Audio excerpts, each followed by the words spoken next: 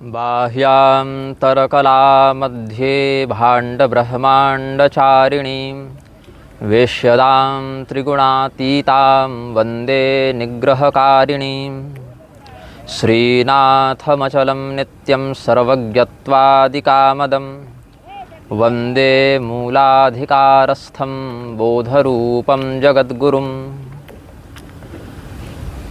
आप सभी सनातन धर्मावलंबियों को श्री वेदव्यास पूर्णिमा गुरु पूर्णिमा की बहुत बहुत शुभकामनाएं। श्री गंगा जी का यह पावन तट है, वाराणसी का दिव्य तीर्थ है, भगवान विश्वनाथ की शाश्वत नगरी है। समस्त शास्त्रों में गुरु और इष्ट में अभेद का वर्णन किया गया है। ज्ञानम महेश्वरादिच्छेद, ऐसा भी शास्त्र कहते हैं कि ज्ञान की अभिप्सा भगवान महादेव से करनी चाहिए। भगवान महादेव को निगमागमोपदेष्टा बताया गया है। समस्त वेद का, समस्त तंत्र का संपूर्ण ज्ञान भगवान महादेव से निश्रित होता है और प्रत्येक संप्रदाय में भगवान महादेव का अन्यतम स्थान है, चाहे वह शैव हों, वैष्णव हों, शाक्त हों, गाणपत्य हों, सौर हों, स्कांद हों। यहाँ तक कि जो वज्रयानी बौद्ध वेदादि को प्रमाण नहीं मानते हैं, उनके भी तत्संप्रदायाचार्य दलाई लामा इत्यादि भी समयानुसार रुद्रार्चन करते देखे जाते हैं। और देव, मनुष्य, ऋषि एवं सनातन धर्म के प्रति जिनकी विशेष घृणा दिखती है, ऐसे राक्षस भी भगवान महादेव की आराधना का बहिष्कार नहीं कर पाते।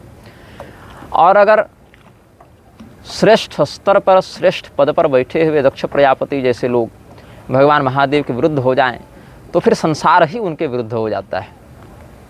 भगवान महादेव की शाश्वत नगरी काशी, जिसको विधर्मिक चोटों बनाने पर तुले हैं, लेकिन युग प्रभाव को अनेकानेक चक्रों से झेलती हुई यह नगरी चिरकाल से और चिरकाल तक अपने आगंतुकों के लिए मोक्षदायिनी बनी रहेगी।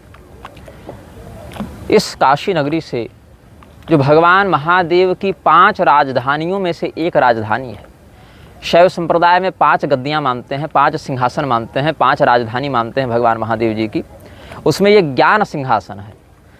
यहीं पर ज्ञान वापी है, यहीं पर ज्ञान सिंहासनाधीन महादेव जी ज्ञान का उपदेश करते हैं।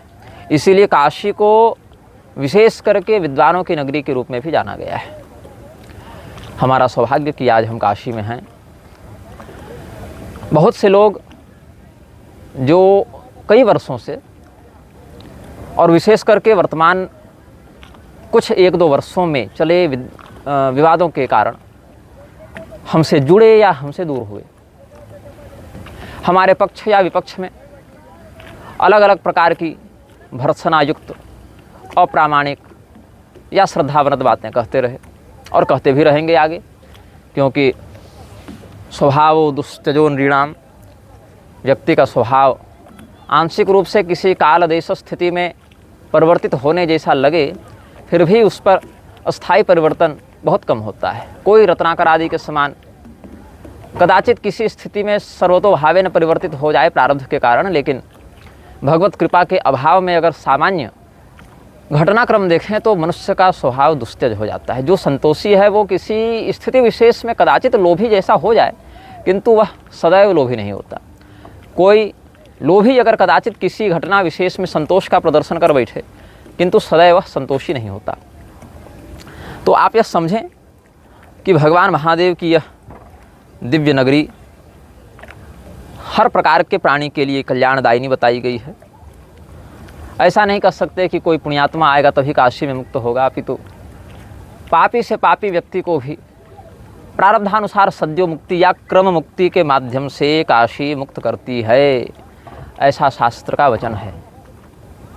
इसीलिए तीर्थों में जब व्यक्ति जाता है तो उसको प्रयास करना चाहिए कि हम पाप न करें, क्योंकि तीर्थ में जाकर वह पाप का क्षय चाहता है, पाप का प्रायश्चित चाहता है। तीर्थ में जाकर पाप करेगा तो प्रायश्चित कहाँ करेगा, क्योंकि पाप तो अन्यत्र कर चुका। अब तीर्थ में तो उसको प्रायश्चित करना है, लेकिन तीर्थ में आकर किया गया पाप हो जाता है वज्रलेप। अब जिनको वज्रलेप का अर्थ नहीं पता है, उनको थोड़ा सा अध्ययन करना चाहिए वराह मिहिर जी की लिखी हुई बृहत संहिता का, अथवा उसको वाराही संहिता भी कहा जाता है। तो बृहत संहिता, वाराही संहिता में क्या कहा गया है, बहुत से उसमें वास्तु से संबंधित, अनुष्ठान से संबंधित, ज्योतिष से संबंधित बातें हैं। स्पष्ट रूप से कहा गया है कि किले बनाने के लिए, घर बनाने के लिए, महल बनाने के लिए किस प्रकार के लेप का प्रयोग किया जाए कि वो चिरस्थायी हो। तो 100 साल, 1000 साल और भी दीर्घकाल तक अलग अलग प्रकार के प्राकृतिक आपदाओं से सुरक्षित रहने वाले भवनों का निर्माण किस प्रकार के लेप का प्रयोग करके किया जाए। आजकल तो सीमेंट इत्यादि आ गए, उस समय जिस प्रकार के प्राकृतिक लेपों का प्रयोग करके भवन निर्माण किया जाता था वह वज्रलेप कहलाता था। और इसी वज्रलेप का यहाँ पर हम अर्थ समझते हैं जिसको तोड़ना बड़ा कठिन हो, जिसको नष्ट करना बड़ा कठिन हो। मतलब अन्य स्थानम कृतम पापम तीर्थम गत्वा विनश्यति, तीर्थस्थाने कृतम पापम वज्रलेपो भविष्यति। अन्य स्थान पर किया गया पाप तीर्थ में आकर समाप्त होता है, लेकिन अगर कोई पाप तीर्थ स्थान में ही किया जाए तो वो वज्रलेप हो जाता है, उसका प्रायश्चित फिर कहाँ करोगे। इसीलिए विशेष करके सज्जनों को चाहिए तीर्थ में आकर सदाचरण का अधिकाधिक पालन किया करें। तो मैं ये बता रहा था कि बहुत से लोग जो हमसे गुरु दीक्षा लेने के लिए कई वर्षों से कह रहे हैं कि आप हमको गुरु दीक्षा दे दीजिए, गुरु दीक्षा लेने के लिए हमारे मीडिया प्रभारी को फ़ोन करते हैं, कई तो व्यक्तिगत रूप से भी संपर्क करते हैं, बहुत से कार्यक्रमों में मिलते हैं, बहुत से ईमेल के माध्यम से, फ़ोन के माध्यम से, व्हाट्सएप के माध्यम से अपने भावों को व्यक्त करते हैं। अब हमने सोचा है कि उन लोगों के लिए कुछ उपाय बताया जाए। अभी तक का हमारा जो धार्मिक कार्यकाल रहा वो लगभग अन्य लोगों के शिष्यों को ही मार्गदर्शन देने में बीता और उनके द्वारा किए गए विश्वासघात को झेलने में बीता। कोई व्यक्ति हमारे चरणों में लौटने आता है तो हम उसको उठाकर हृदय से लगाते हैं, फिर वही मस्तक पर चढ़कर मूत्र त्याग करने में प्रवृत्त हो जाता है, और जब वहाँ से उतार दिया जाता है तो वही फिर विश्वासघाती हो जाता है, कृतघ्न हो जाता है, अनर्गल आरोप लगाने लगता है, रक्त बीज के समान ही बढ़ते ही जाते हैं। तो हमने सोचा है कि भाई जो जिसका शिष्य है उसकी जिम्मेदारी उसके गुरु उठाएं, और यदि कोई अन्य गुरु का शिष्य हमसे मार्गदर्शन लेना चाहता है तो या तो अपने गुरु जी के मृत होने की प्रतीक्षा करें कि वो ब्रह्मलीन हो जाएं और फिर वो आए हमारे पास, अथवा अपने गुरु जी की सम्मति और लिखित अनुमति के साथ, या संभव हो तो गुरु जी के साथ ही हमारे पास आ जाए, तो अपनी मति गति के अनुसार हम उसके मार्गदर्शन का प्रयास करेंगे। तो यदि कोई व्यक्ति हमसे दीक्षा लेना चाहता है तो उसके लिए क्या करना चाहिए, इसका हम एक आपको मार्ग बता देते हैं। इस वीडियो को यदि आप एक बार देखकर न समझें तो बार बार देखकर समझने का प्रयास कीजिएगा। सबसे पहले आपको क्या करना है, जहाँ भी आप सोशल मीडिया पर उपलब्ध हैं वहाँ पर हमारे विरोधियों के चलचित्रों को देखना है। हमारे विरोधी हम पर क्या आरोप लगाते हैं, हमारे संप्रदाय के विषय में, हमारे ज्ञान विज्ञान के विषय में, हमारी तपश्चर्या, सदाचरण, चरित्र, खान पान, व्यवहार, उद्देश्य, इन विषयों में हमारे विरोधियों ने जो वक्तव्य निर्गत किए हैं या जो लेख लिखे हैं, पहले आप उनको पढ़ लें। उसके बाद भी यदि आपको हमसे दीक्षा लेने की इच्छा होगी तो फिर आप दूसरा कार्य करें। यद्यपि अभी तो निग्रह प्रवेशिका प्रकाशित नहीं हुई है, लेकिन जब निग्रह प्रवेशिका प्रकाशित हो जाएगी तो आप उसको पढ़ लें, 1-2 बार पढ़ लें, हिंदी अनुवाद के साथ प्रकाशित हो जाएगी तो आप पढ़ लें। और यदि खरीद कर पढ़ने के लिए धन नहीं हो तो आर्काइव से या गूगल प्ले बुक से आप उसको निःशुल्क डाउनलोड करके पढ़ लें। और अगर पढ़ना ही ना हो तो उसी निग्रह प्रवेशिका में वर्णित विषयों से संबंधित जो हमारे वीडियो वक्तव्य अलग अलग सोशल मीडिया प्लेटफॉर्म्स पर, फेसबुक, यूट्यूब इत्यादि पर उपलब्ध होंगे, वहाँ से आप उनको देख लें। तो पहला चरण क्या है, आप हमारे विरोधियों के माध्यम से हमारे विषय में जो विरोधात्मक लेखन या वक्तव्य निर्गत किए जाते रहे उनको आप देख लें और प्रयास करें कि मुझसे दीक्षा लेने की आवश्यकता ही न पड़े, हमारे विरोधियों के ही माध्यम से आपका कल्याण हो जाए। फिर भी यदि आपको लगता है कि नहीं निग्रहाचार्य से ही दीक्षा लेनी है तो उस दीक्षा सत्र के लिए आप फिर हमारे ग्रंथों को पढ़ें, जिसमें 2 आप प्रधानता से पढ़ लें। एक तो शिष्य पाथेय सामान्यतम बोध के लिए और विशेष बोध के लिए निग्रह प्रवेशिका, और दोनों पढ़ लें तो ज़्यादा अच्छा होगा। और उससे संबंधित वीडियो वक्तव्य भी साथ साथ देख लें, ताकि अगर पुस्तक में वर्णित किसी विषय को आप नहीं समझ पा रहे हैं तो वीडियो से समझ लें। और अगर फिर भी आपके मन में संदेह शेष रह गया तो पुनः हमारे विरोधियों के पास जाकर आप मुझे अपशब्द बोलने के लिए स्वतंत्र हैं। अब ध्यान रखिएगा कि जब आप मुझे अपशब्द बोल रहे हो तो केवल मुझे बोला करें, फिर मेरे परिवार को या अन्य लोगों को उसमें न लाएं। निजी भड़ास है, निजी खुन्नस है तो मुझ पर उतार दिया करें, और दीक्षा इत्यादि के चक्कर में हमें न फंसाएं। जब इस धरती पर आपके जैसे महानुभावों का बोझा उठाने के लिए बड़े बड़े शंकराचार्य, रामानुजाचार्य, मध्वाचार्य, रामानंदाचार्य, निम्बारकाचार्य ये सब उपलब्ध ही हैं, तो फिर हम जैसे व्यक्तियों के ऊपर कृपा करते हुए आप हमसे दूर रहें। और फिर भी यदि आपको हमसे दीक्षा लेने का मन बना रहता है तब तीसरा चरण बताता हूँ। ये तीसरा चरण कब होगा? जब आप निग्रह प्रवेशिका, शिष्यपाठ इत्यादि पढ़ चुके होंगे और उसमें वर्णित सिद्धांतों का पालन करने का प्रयास कर चुके होंगे, कम से कम साल भर तक उन नियमावलियों का, उन सदाचार परक आचरण का पालन करने के अभ्यस्त आप हो चुके होंगे। तब इसके बाद आपको क्या करना है? हमारे वेबसाइट से, फेसबुक से, यूट्यूब चैनल के विवरण से हमारे मीडिया प्रभारी या मेरा संपर्क सूत्र प्राप्त करके आपको दीक्षा का फॉर्म प्राप्त कर लेना है। ये फॉर्म बिल्कुल निःशुल्क है, इसके लिए आपको कोई रुपया पैसा नहीं लेना है। फॉर्म की PDF आपको दे दी जाएगी, उस PDF का प्रिंट करा लीजिएगा और प्रिंट करा लेने के बाद उसमें बताए गए विवरणों को भर लीजिएगा। उन विवरणों को भरने के बाद आप उसकी फिर से PDF बनाकर हमको व्हाट्सएप में या ईमेल में भेज दीजिएगा और उसकी आप 2 कॉपी बनवा लीजिएगा। आप उसके 2 फॉर्म तैयार कर लीजिएगा, या अगर एक ही फॉर्म बनाना है तो हमें डाक से वो फॉर्म आप भेज दीजिएगा भरकर, और उसकी एक सॉफ्ट कॉपी, PDF कॉपी हमको ईमेल या व्हाट्सएप से भी भेज दीजिएगा। और यदि आपका वह आवेदन पत्र स्वीकृत हो जाता है तो आपको बता दिया जाएगा कि दीक्षा हेतु आपको किस स्थान पर आना है, किस समय आना है, किस माध्यम से आना है। तो ये फॉर्म निःशुल्क आपको उपलब्ध करा दिया जाएगा। इस फॉर्म में आपको क्या क्या जानकारियाँ देनी हैं इसको मैं स्पष्ट बता दूं। सभी विवरण आपको स्वच्छ वर्तनी में और पठनीय वर्तनी में लिखना है। साफ साफ लिखेंगे, ऐसी शैली में लिखेंगे कि उसको पढ़ा जा सके। सबसे पहले निवेदक का नाम, आपको अपना नाम भरना है। मैंने फॉर्म की PDF अपने मोबाइल में निकाल रखी है ताकि कोई विषय छूट न जावे। सबसे पहले आपको अपना नाम लिखना है, निवेदक का नाम। उसके बगल के बॉक्स में, क्षेत्र में आपको अपना चित्र चिपकाना है और अपना हस्ताक्षर भी करना है। चित्र वही जो फॉर्म में आप भरते होंगे, 1 इंची वाला पासपोर्ट साइज जिसको कहा जाता है। तो अपना रंगीन चित्र और अपना हस्ताक्षर कर लेना है। अपना नाम लिख देना है, निवेदक का नाम जहाँ लिखा उसके नीचे नाम लिख देना है, बगल में अपना चित्र और हस्ताक्षर कर देना है। उसके नीचे आपको मिलेगा वर्तमान पता का अनुभाग।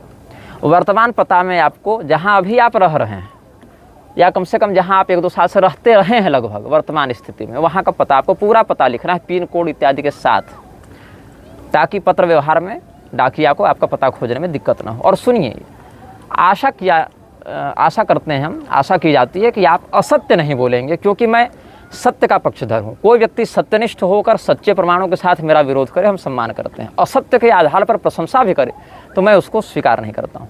तो वर्तमान पता आपको ठीक ठीक लिख देना है।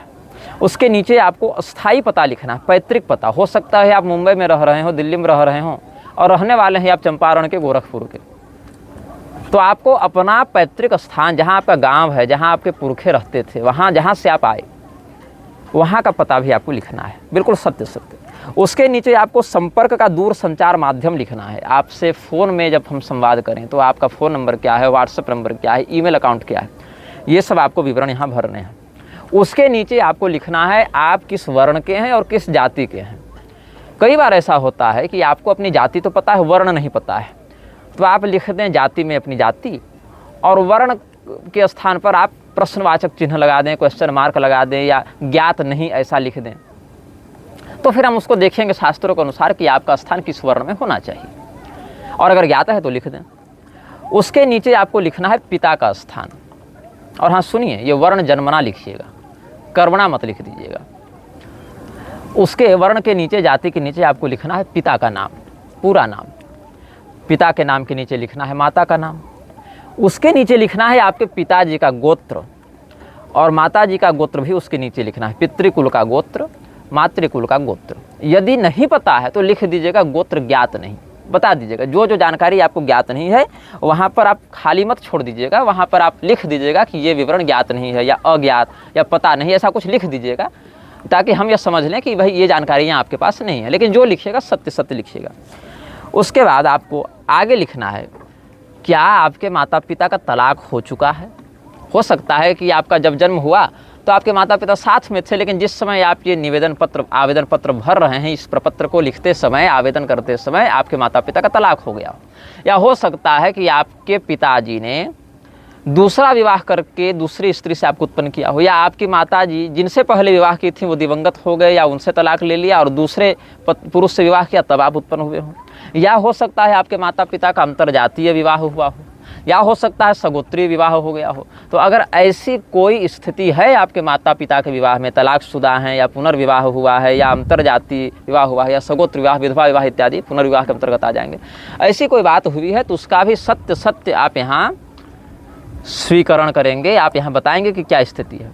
उसके बाद यदि आपका विवाह हो गया है, अगर आप पुरुष हैं तो अपनी पत्नी का नाम लिख देना है, अगर आप स्त्री हैं तो अपने पति का नाम लिख देना है, पति या पत्नी का नाम लिख देना है अगर विवाह हो चुका है तो। यदि पति हैं आप किसी के और पत्नी मर चुकी है, दिवंगता हो गई, तो भी उसका नाम लिख देना है। अगर आप स्त्री हैं और विधवा हैं तो भी अपने दिवंगत पति का नाम आपको लिख देना है।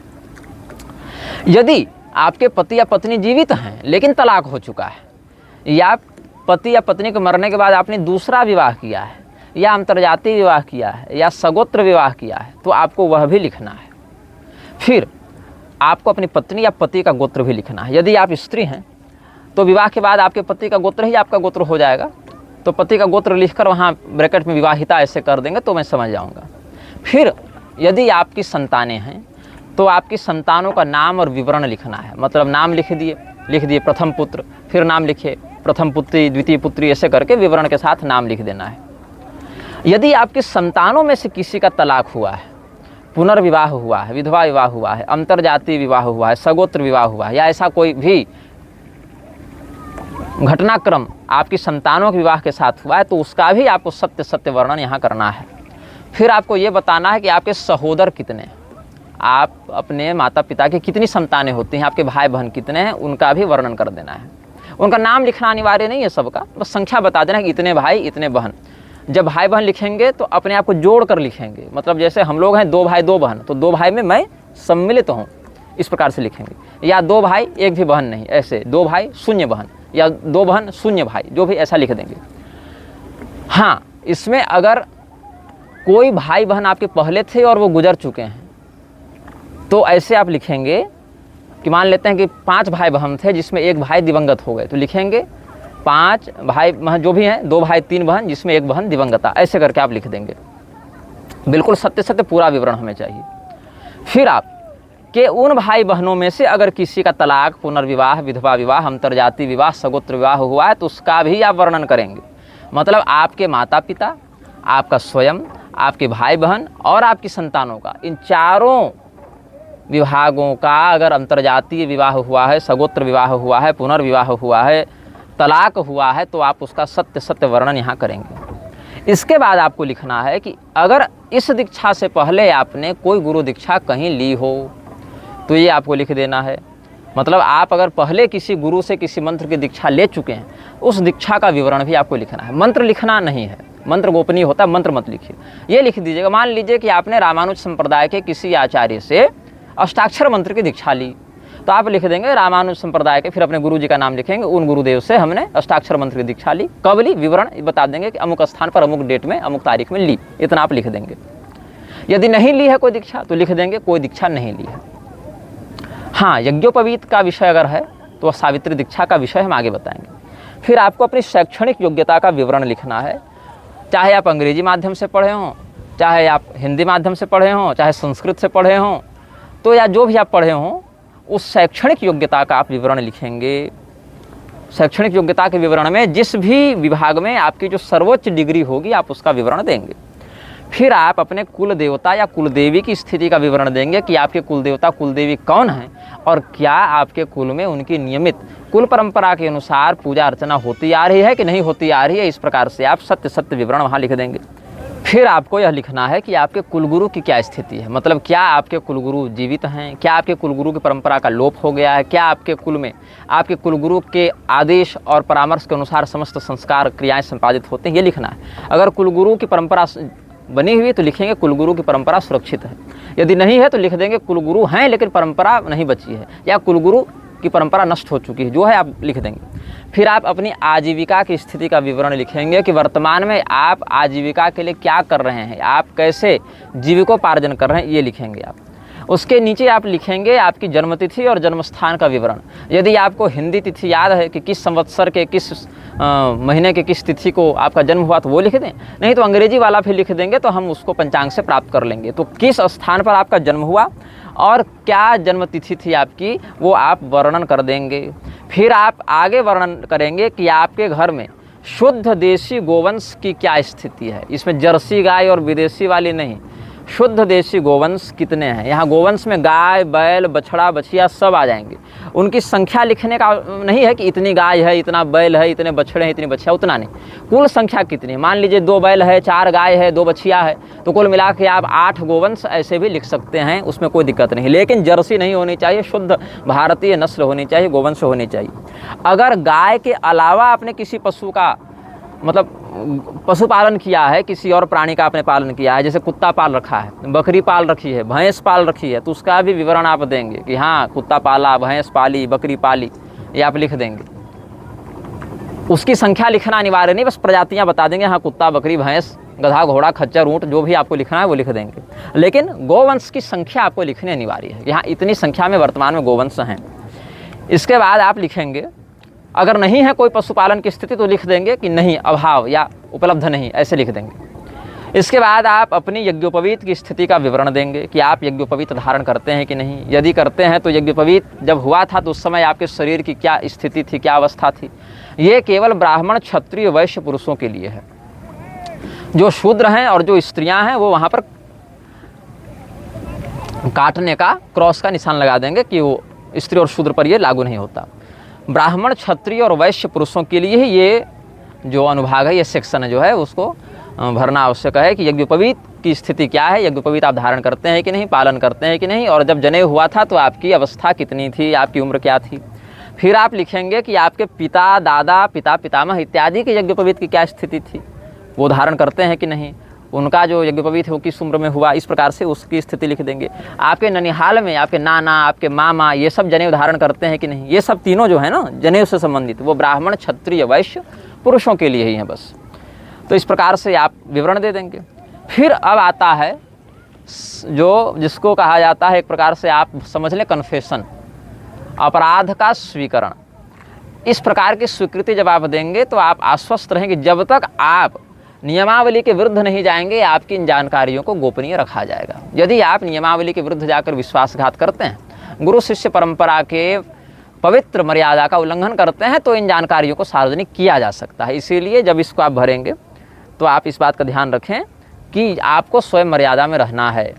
हाँ, ऐसा नहीं है कि सदैव आप जो है सो ये मानकर चलें कि हम इसको सार्वजनिक कर देंगे। अगर बहुत अधिक आपातकाल आ गया, यदि आपका कुकर्म असह्य हो गया और सार्वजनिक करने से ही समाज का कल्याण होगा, आपके आपराधिक गतिविधियों से समाज की रक्षा करने की अनिवार्यता आएगी, तभी इसको सार्वजनिक करेंगे।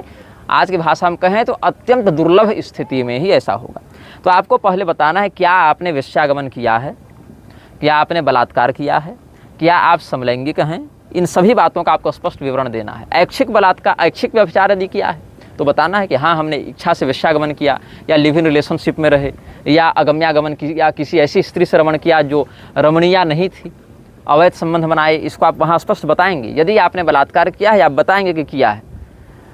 समलैंगिक अगर हैं तो बताएंगे कि हाँ समलैंगिकता से ग्रस्त हैं, ये सब आप बताएंगे। उसके नीचे आपको बताना है कि आप मदिरापान करते हैं या करते थे, क्या आप मांस खाते हैं या खाते थे, ये सब बताएंगे, उसका विवरण देंगे। यदि खाते थे तो लिख देंगे पहले खाते थे लेकिन इतने वर्षों से छोड़ रखा है, पहले मदिरा पीते थे लेकिन इतने वर्षों से छोड़ रखा है, ये सब आप बताएंगे। यदि अभी भी पीते हैं तो वो भी लिखेंगे, सत्य सत्य लिखेंगे। और अगर किसी प्रकार का व्यसन करते हो, तंबाकू खाते हो, पान मसाला खाते हो, गांजा फूकते हो, भांग खाते हो, अफीम खाते हो, या और किसी प्रकार का नशा करते हैं, वो भी बताएंगे, ताकि हमें पता हो कि हमसे जो दीक्षा लेना चाहता है वो व्यक्ति कैसा है, कितना अच्छा है, कितना बुरा है। क्योंकि मार्गदर्शन तभी किया जा सकता है जब आपकी अच्छाई और बुराई दोनों हमको पता हो। इसके बाद आप बताएंगे क्या आपने कभी भ्रूण हत्या की है या करवाई है। अब हो सकता है आप डॉक्टर हों, किसी का अबॉर्शन करवा दिए तो दोष तो आपको भी लगेगा, या महिला हो अपना ही गर्भपात करवा लिए, पति हैं पत्नी का करवा दिए, या सास हैं बहू का करवा दिए। तो अगर आपने गर्भपात करवाया है, भ्रूण हत्या की है, तो वो भी बताएंगे, और बताएंगे कितनी बार की है। गो हत्या अगर की है तो वो भी बताएंगे कि हाँ गो हत्या की, जानबूझ के की या अनजाने में हो गई, ये सब बताएंगे, लेकिन बताएंगे आप, इस पर छिपाएंगे नहीं। यदि किसी मनुष्य का मर्डर कर रखे हैं, मनुष्य की हत्या कर रखी है, तो बताएंगे कि हाँ हमने ये पाप किया है, छिपाएंगे नहीं उसको। यहाँ छिपा लीजिएगा, यमराज के यहाँ क्या छिपाइएगा। तो 3 स्थानों पर किए गए पाप को नहीं छिपाना चाहिए। एक गुरु के पास, एक धर्मसम्मत राजा के पास, और यहाँ छिपा लिए तो यमराज के पास तो छिपा भी नहीं पाएंगे, तो वहाँ तो ऐसे भी नहीं छिपेगा। तो भ्रूण हत्या, गो हत्या, मनुष्य हत्या की क्या स्थिति है वो आप बताएंगे। अथवा यदि आप किसी की हत्या करना चाहते थे लेकिन नहीं कर पाए, असफल प्रयास किया आपने हत्या का, मारना चाहते थे, आपने जहर दे दिया, आपने उसके ऊपर गोली चला दी, आपने छुरा मार दिया, लेकिन उसकी किस्मत अच्छी थी, उसका प्रारब्ध अच्छा था कि वो बच गया, तो वो भी आप बताएंगे कि हाँ हत्या का असफल प्रयास किया लेकिन सफल नहीं हुई। अथवा यदि आत्महत्या का आपने प्रयास किया है कि चलो दूसरे को तो नहीं मारा लेकिन अपने जहर खा लिए, अपने नस काट ली, फांसी लगा ली, लेकिन नहीं मरे, तभी तो फॉर्म भर रहे हैं ना, इसलिए हमने असफल नहीं लिखा। आत्महत्या के प्रयास का विवरण, क्योंकि सफल हो चुके होते तो आप दीक्षा लेने आते ही नहीं। तो आत्महत्या के प्रयास का विवरण कि हाँ हमने, अगर ऐसा आपने किया है तो वहाँ सत्यापित करें इस बात को कि आत्महत्या का प्रयास अमुक माध्यम से, जहर खाकर या फांसी लगाकर या किसी प्रकार से हमने प्रयास किया था, कुएं में कूद कर। तो आप बताएंगे कि आत्महत्या के प्रयास आपने कितनी बार किए हैं, ये सब बताएंगे। इसके बाद यदि आपने किसी व्यक्ति का सोना चुरा लिया हो, ज़मीन पर अवैध कब्जा कर रखा हो, कोई गरीब है आपका पड़ोसी, आपने उसकी ज़मीन हड़प रखी, तब आपको चेला बनाकर हम भी नरक चले जाएंगे ना। तो आपको बताना है कि किसी की पुस्तक तो नहीं चुरा ली, किसी की भूमि तो नहीं चुरा ली, किसी का रत्न, अंगूठी, सोना चांदी, जेवर, पुस्तक इत्यादि बहुमूल्य वस्तुएं तो आपने नहीं चुरा ली, ये सब आप बताएंगे। विदेश गए हैं कि नहीं गए हैं ये आप बताएंगे, अगर गए हैं तो कहाँ गए हैं ये बताएंगे। और हो सकता है आप नेपाल भूटान लिख दें, वो विदेश गमन में नहीं आएगा, तो आप बता देंगे, फिर हम अपने अनुसार देख लेंगे कि आपका वह कृत्य संदिग्ध है, दोषकारक है या निर्दुष्ट है, लेकिन आप बताएंगे, विदेश गमन की स्थिति का विवरण आप देंगे। अगर इनमें से कोई पाप आप पहले किए हैं लेकिन धर्म के अनुसार किसी आचार्य के मार्गदर्शन में आपने इन पापों का प्रायश्चित कर लिया है, जैसे गोहत्या कर ली, भ्रूण हत्या कर ली, लेकिन किसी अच्छे आचार्य की संगति में शास्त्र में बताए गए प्रायश्चित को आपने कर लिया है, तो वो भी बता देंगे कि पाप तो किया लेकिन पाप का हमने प्रायश्चित भी कर लिया है, ऐसा बताएंगे। यदि आपने कोई पाप नहीं किया ऐसा, लेकिन आपके बाल बच्चे ऐसा पाप करके रखे हैं, या आपकी बहू ने, आपके बेटे ने भ्रूण हत्या कर रखी है, या आपके बेटे ने आत्महत्या का सफल प्रयास किया हो, आपकी बहू ने किसी गहना जेवर की चोरी कर रखी हो, या ऐसा कोई पाप आपके संज्ञान में है, या विदेश इत्यादि में रहते हो, विदेश गमन इत्यादि किया है, ऐसी कोई भी बात जो ऊपर वर्णित निषिद्ध बातों में से लागू होती हो, अगर आपकी संतानों ने ऐसा कोई पाप किया है तो आप उसका विवरण भी वहाँ पर देंगे। इसके बाद आप ये बताएंगे कि आप कौन से मंत्र दीक्षा लेने आए हैं। अगर आपको मंत्र का नाम पता है, जैसे आप पंचाक्षरी मंत्र शिव जी का लेने आए हैं, कि नवारण मंत्र की दीक्षा चाहते हैं, कि द्वादशाक्षर मंत्र या अष्टाक्षर मंत्र उसकी दीक्षा लेना चाहते हैं, तो आप उस मंत्र का नाम लिख देंगे। पूरा मंत्र नहीं लिखेंगे, मंत्र का नाम लिख देंगे। मंत्र के देवता का विवरण दे देंगे। यदि आपको मंत्र दीक्षा के साथ साथ उस देवता का नाम भी पता है तो आप उस देवता का विवरण बता देंगे, जैसे विष्णु भगवान, दुर्गा मैया, शिव जी, हनुमान जी, सूर्यदेव, गणपति भगवान, कुमार कार्तिकेय, ये सब जो भी शास्त्रोक्त देवता है उन देवता का आप नाम लिख देंगे। इसके बाद दीक्षा के दिनांक एवं स्थान का विवरण ये आप नहीं लिखेंगे, ये तब हम लिखेंगे जब आपकी दीक्षा के दिनांक और स्थान को हम निश्चित करेंगे और आपको उस दीक्षा को दे देंगे। जिस दिन आपकी दीक्षा होगी उस दिन ये मैं स्वयं भर लूँगा। हो सकता है मैंने आपको कहीं दीक्षा के लिए बुलाया, मैं बीमार पड़ गया, मैं नहीं जा पाया, या आपके घर में सूतक लग गया, आप नहीं जा पाए, तो फॉर्म तो आपका निष्फल हो जाएगा, तो वो आप छोड़ देंगे। वो तब भरा जाएगा जब दीक्षा पूरी हो चुकी होगी। उसके नीचे का आप भर सकते हैं कि दीक्षा का उद्देश्य क्या है। आपका दीक्षा का उद्देश्य आप स्पष्ट करेंगे। यदि आपका उद्देश्य हमें सही लगेगा तो ही दीक्षा दी जाएगी। उसके नीचे एक आपको प्रश्न मिलेगा कि स्वामी श्री निग्रहाचार्य के विषय में कैसे ज्ञात हुआ। आपको किसी व्यक्ति ने बताया, आपने सोशल मीडिया के माध्यम से जाना, आपको सपना आया था, कैसे आपको पता चला कि आपको मुझसे दीक्षा लेनी है, या दीक्षा लेने के लिए निग्रहाचार्य के पास जाना है, या निग्रहाचार्य नाम का कोई व्यक्ति इस धरती पर है, आपको कैसे पता चला। इसका वर्णन वहाँ कर देंगे। इसके अतिरिक्त नीचे जो महत्वपूर्ण बात है वो आप बताएंगे कि आपकी दीक्षा का साक्षी कौन है। ऐसे तो सूर्य सोमो यमः कालो महाभूतानि पंचचो, ये तो भगवान की प्रकृति के 9 साक्षी सबके होते हैं, लेकिन आप एक साक्षी को, एक गवाह को लेकर आएंगे दीक्षा लेने आएंगे तो। हाँ, पति पत्नी है तो अलग से किसी गवाह की आवश्यकता नहीं है, लेकिन अगर केवल स्त्री है तो अपने भाई को लेकर आए, अपने पिता को लेकर आए, अपने पुत्र को, वरिष्ठ पुत्र, मतलब ये नहीं कि 5 साल का बच्चा लेकर आ जाए, जो बालिग है, जिसको होश है समझने की स्थिति, उसको लेकर आए। लेकिन प्रधानता माता पिता को दी जाएगी। सास ससुर को लेकर भी आ सकते हैं, लेकिन माता पिता को प्रधानता दी जाएगी। स्त्री है तो सास ससुर के साथ भी आ सकती है। तो आप दीक्षा के भौतिक साक्षी का नाम लिखेंगे, उसी को सत्यापित करना होगा कि हाँ ये व्यक्ति, जैसे आप गारंटर बनाते हैं ना, तो गारंटर आप समझ लीजिए उसको। दीक्षा के भौतिक साक्षी को आप लेकर आएंगे और उसके साथ आपका संबंध क्या है आप लिखेंगे। जैसे आप अपने चाचा जी को लेकर आ रहे हैं तो निवेदक के साथ साक्षी का संबंध तो चाचा हैं या मामा हैं या बड़े भाई हैं या पुत्र है या पति हैं या पत्नी है, ऐसे लिख देंगे। और उसका भी चित्र लगेगा, उसका भी हस्ताक्षर लगेगा, उसका भी पता लगेगा। बगल में स्थान छोड़ा हुआ है, वहाँ उस गवाह का, उस साक्षी का चित्र लगाएंगे, उसका हस्ताक्षर लेंगे, उसका पता भी लिखेंगे। उसके नीचे एक और अनुभाग है जहाँ है शिष्य क्रमांक, वो भी हम भरेंगे। जब दीक्षा दे दी जाएगी तब उसमें आपको एक नंबर दिया जाएगा जो आपका शिष्य क्रमांक होगा। जब भी आपको संपर्क करना हो तो आप बता देंगे कि मैं अमुक नंबर वाला, अमुक क्रमांक वाला शिष्य बात कर रहा हूं, तो हम अपने यहाँ देख लेंगे कि आप कौन हैं, आपका नाम क्या है, आप कहाँ रहते हैं, आपने क्या पाप किया है, क्या आपकी उपलब्धि है, आपको कौन से मंत्र की दीक्षा दी गई है या कौन सा मार्गदर्शन पहले दिया गया, वो सारा रिकॉर्ड हम निकाल लेंगे आपके सीरियल नंबर से, आपके शिष्य क्रमांक से। उसके बाद आपको एक शपथ करना है जो मैं पढ़कर बता देता हूँ आपको, और ये शपथ तभी करना है जब आप इससे सहमत हों, कोई दबाव में नहीं। और इसके लिए आपको कोई भी धन नहीं देना है, किसी को 1 रुपया नहीं देना है, हमको भी कोई 1 रुपया नहीं देना है, और अगर कोई दूसरा व्यक्ति मेरे नाम पर 1 रुपया भी मांग रहा है उसको भी नहीं देना है।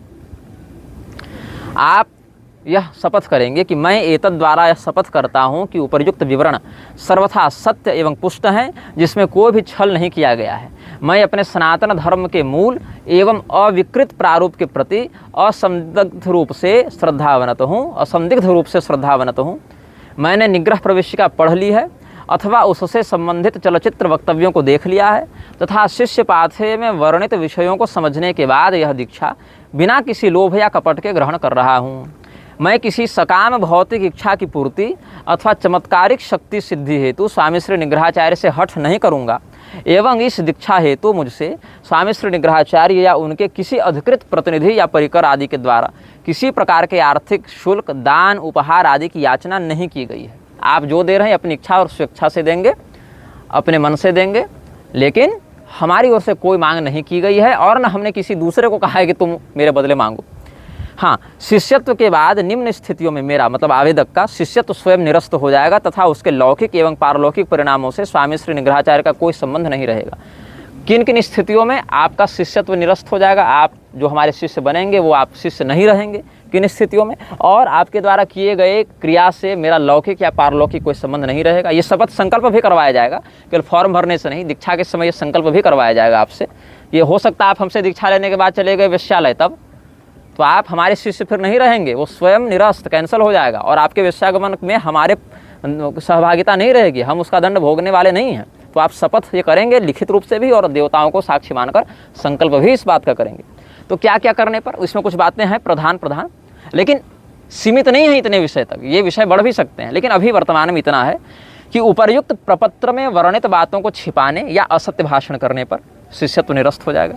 उपर्युक्त प्रपत्र में वर्णित निषिद्ध कृत्यों को स्वयं या किसी अन्य से करवाने पर तथा उपदिष्ट प्रायश्चित न करने की स्थिति में, हो सकता है आपने गलत काम कर लिया शिष्य बनने के बाद और हमने प्रायश्चित बताया और प्रायश्चित भी आपने नहीं किया, तब जाकर आपका शिष्यत्व निरस्त होगा। यदि गलती की है, हमने समझा दिया, आप समझ गए, हमने समाधान बता दिया, प्रायश्चित बता दिया, आपने प्रायश्चित कर लिया, तब तो ठीक है, लेकिन अगर ऐसा नहीं किया तो आपका शिष्यत्व निरस्त हो जाएगा। मंत्र और उससे जुड़े रहस्य अनधिकृत व्यक्ति के समक्ष प्रकाशित करने पर आपका शिष्यत्व निरस्त हो जाएगा। अनुशासनहीन व्यवहार से शास्त्र निंदा, देव निंदा अथवा आचार्य निंदा करने पर, और देव निंदा मतलब केवल वो देवता नहीं जिसका मंत्र आपको मिला है, किसी भी सनातनी मान्य देवता की निंदा करने पर, किसी भी मान्य संप्रदायाचार्य की निंदा करने पर, किसी भी धर्मशास्त्र की निंदा करने पर आपका शिष्यत्व निरस्त होगा। गुरु अथवा किसी अन्य शिष्य से उसके साथ, मतलब आपका जो गुरु भाई होगा उसके साथ कपट एवं पापपूर्ण व्यवहार करने पर, 3 बार चेतावनी मिलने पर भी दोष में सुधार न करने पर आपका शिष्यत्व स्वयं निरस्त होगा। किसी भी मान्य सनातनी वर्ण, जाति, लिंग, संप्रदाय, भाषा आदि के प्रति द्वेषपूर्ण व्यवहार करने पर, पाखंडी जनों का समर्थन, प्रोत्साहन अथवा चाटुकारिता, चापलूसी करने पर, दीक्षा के समय बताए गए शास्त्रोक्त नियमों की अवहेलना करने पर, जब तक हम न कहें, हम स्पष्ट समर्थन और अनुमति न दें, तब तक आप अपने गुरु भाई या गुरु बहन से भी आपत्तिजनक संपर्क या किसी योजना में लिप्त नहीं रह सकते। अब पता चला आपने हमसे दीक्षा ले ली, कोई दूसरा व्यक्ति हमसे दीक्षा लेने आया, आप लोग दोनों की मित्रता हो गई, आपने उससे 1,00,000-2 लाख रुपया ले लिया और भाग गए, तो मैं तो फंस जाऊंगा ना। इसलिए जब तक हमने समर्थन और स्वीकृति नहीं दी है, तब तक ऐसे किसी आपत्तिजनक संपर्क या योजना में यदि आप लिप्त रहेंगे तो भी आपका शिष्यत्व निरस्त हो जाएगा। और हमारे बदले जब तक हम स्वयं आपको इसका आदेश नहीं देते, समर्थन नहीं करते, तब तक किसी भी हमसे जुड़े विवाद में, दुष्प्रचार में या वक्तव्य में आप अगर अनुशासनहीन रूप से सम्मिलित होते हैं तो भी आपका शिष्यत्व निरस्त होगा। या इनमें से अगर कोई कारण यहाँ वर्णित नहीं है, फिर भी यदि हमको लगता है कि आप किसी अवर्णित कारण से अयोग्य हो गए हैं, तो भी आपका शिष्यत्व निरस्त होगा। स्वामी श्री निग्रहाचार्य की स्पष्ट अनुमति एवं समर्थन के बिना उनकी आड़ में, यानी मेरी आड़ में, कोई विवादास्पद एवं अपुष्ट क्रिया, दुष्प्रचार अथवा वक्तव्य में सम्मिलित होने की स्थिति अथवा अन्य किसी अवर्णित कारण से स्वयं गुरु के द्वारा बहिष्कृत होने पर आपका शिष्यत्व स्वयं निरस्त हो जाएगा। उसके नीचे एक और आपका हस्ताक्षर और पुनः जो गवाह रहेगा, साक्षी रहेगा, दीक्षा का भौतिक साक्षी, उसका हस्ताक्षर यहाँ होगा। 2 जगह फोटो और 2 जगह हस्ताक्षर, ऊपर फॉर्म में, प्रपत्र में, और एक बार यहाँ नीचे हस्ताक्षर लगेगा और उसके बगल में हमारी मुहर और हमारा हस्ताक्षर भी होगा। इसके बाद एक प्रति आप रखेंगे और एक प्रति हमारे पास रहेगी। इसके आगे के पृष्ठों में आपको अगर दीक्षा में कोई और प्रश्न है, जिज्ञासा है, आपको किसी अनुष्ठान के लिए हमने कहा, किसी अन्य प्रायश्चित के विषय में बताया और आपकी किसी महत्वपूर्ण सहायता में हम संलिप्त रहे, किसी उपदेश इत्यादि में रहे, तो उसका विवरण आगे हम लिखते जाएंगे, ताकि आपके आध्यात्मिक, धार्मिक स्थिति और उन्नति या अवनति से हम अवगत बने रहें, ताकि अच्छा मार्गदर्शन आपका हम कर सकें। तो इतना हमने आप सबों को बता दिया है। आप इस वीडियो को 2-3 बार देख लें, समझ लें, और अगर इच्छा होगी तो पहले निग्रह प्रवेशिका, शिष्य पाथी इत्यादि पढ़कर 1 साल उनके अनुशासन में रहते हुए फिर आप अगली गुरु पूर्णिमा तक ये प्रपत्र बताई गई विधि से भरकर हमारे पास भेजेंगे और फिर हम विचार करेंगे कि आपके इस निवेदन पर क्या प्रतिक्रिया देनी है। जय श्रीमन नारायण, हर हर महादेव, नमः चंडिकाय।